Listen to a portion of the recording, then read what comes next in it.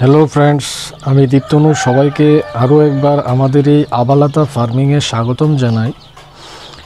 আজকের ভিডিওটা এই সোনালি মুরগির বাচ্চার উপরেই তৈরি হচ্ছে। তো আজকের এই ভিডিওটা করার উদ্দেশ্য হচ্ছে এদের আজকে 9 দিন বয়স চলছে এবং গত পরশুদিন এদের একটা ভ্যাকসিন কমপ্লিট হয়ে গেছে, সেটা হচ্ছে ফার্স্ট ভ্যাকসিন। তো ফার্স্ট ভ্যাকসিনটা দেওয়া হয় মেনলি রানীক্ষেত ডিজিজের জন্যে। তো সেইটা কমপ্লিট হয়ে গেছে। আবার 14 দিনের মাথায় আরেকটা ভ্যাকসিন পড়বে এবং 21 দিনের মাথায় লাস্ট 3 নম্বর ভ্যাকসিনটা পড়বে। তো বন্ধুরা, আপনাদের এই বাচ্চাগুলো দেখে কীরকম লাগছে সেটা অবশ্যই একটা কমেন্টসের মাধ্যমে জানাবেন। আর যদি ভিডিওটা ভালো লাগে তাহলে অবশ্যই চ্যানেলটাকে সাবস্ক্রাইব করে পাশে থাকা বেল আইকনটাকে প্রেস করে রাখবেন, যাতে করে আগামী দিন আমি নতুন ভিডিও আপলোড করলে নোটিফিকেশানটা সর্বপ্রথম আপনার কাছে চলে যায়। আর বন্ধুরা, এই সোনালি মুরগির মোটামুটি 3 মাস হতে হতেই এক একটা মুরগির ওজন 1 কেজি হয়ে যায়। 1 কেজি 1100-1200 গ্রাম অবধি হয়ে যায়। তো সেটা হচ্ছে আপনার খাওয়ার দাওয়ার উপরে নির্ভর করে ওর বডি ওয়েটটা। তো আপনি ওইটাকে কিভাবে রাখছেন, আপনার ম্যানেজমেন্টটা কিভাবে করেছেন, সেটার উপরে ডিপেন্ড করছে ওর বডি ওয়েটটা গেইন করা। তো আপনারা যখন বাচ্চা নিয়ে যাচ্ছেন তখন বাচ্চাকে মোটামুটি ধরুন মাস বা 1.5 মাসের মতো এদেরকে স্টার্টার ফিডটাই খাওয়াতে হয় এবং তারপর আপনাকে ব্রয়লার ফিডটাকে ধরতে হবে বা গ্রোয়ার ফিডটা, যেটা লেয়ার ফিড হয়, সেটাকে ধরতে হবে। তো সেটা যখন ওদেরকে খাওয়ানো শুরু হবে তো আস্তে আস্তে ওদের বডি ওয়েটটা গেইন হয়ে যাবে। তো আপনাদের অনেকেই আমি দেখেছি যে যখন বাচ্চা একটু বড় হয়ে যায় তখন এদেরকে ধান চাল দেওয়া শুরু করে দেয়। কেন?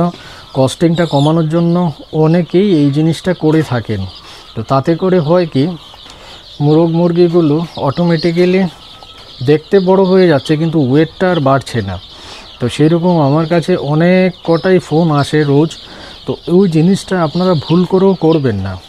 কেন? আপনি একটা ফার্মিংয়ের জন্য নিয়ে যাচ্ছেন, বাচ্চাগুলোকে যদি ছোটোবেলায় ঠিকঠাকভাবে ম্যানেজমেন্টটা না থাকে তাহলে কিন্তু বড় অবস্থায় সেই প্রবলেমটা থেকেই যাবে ওদের মধ্যে। তো আপনারা সেই জিনিসটা একটু লক্ষ্য রাখবেন। আর এদের যে বাচ্চাগুলো রয়েছে এর মধ্যে বলতে গেলে প্রায় 40-50% দেশি মুরগির বাচ্চা রয়েছে এর মধ্যে।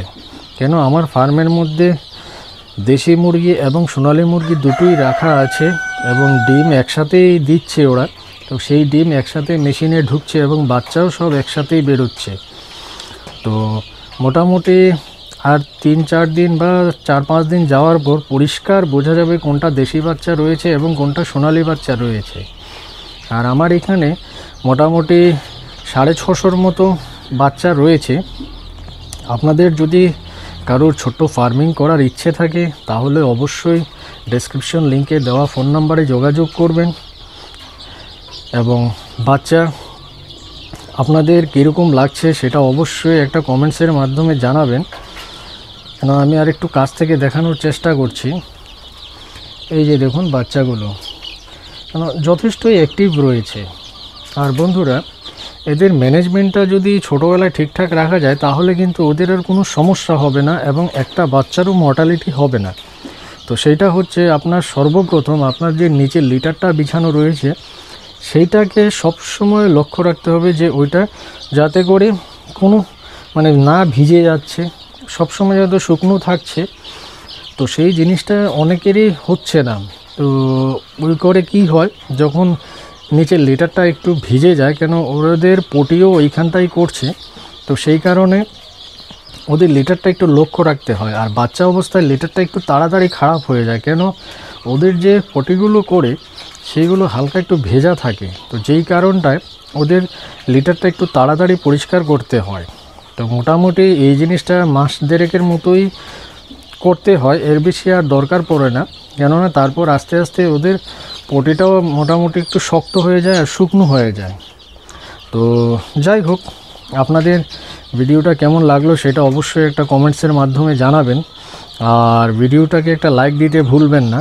তো বন্ধুরা, আজকের ভিডিওটা আর আমি বেশি লম্বা করলাম না। সবাই ভালো থাকবেন, সুস্থ থাকবেন। আগামী দিন আরেকটা নতুন ভিডিও নিয়ে হাজির হব।